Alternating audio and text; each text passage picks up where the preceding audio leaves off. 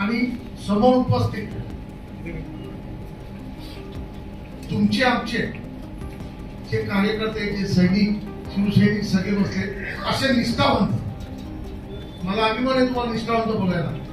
कधी गद्दारी गद्दारी गद्दारी गेले 5 महिने 6 महिने तेच चालू पक्षावर.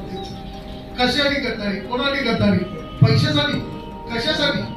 तुम्ही किती निष्ठावान विकायला लागले.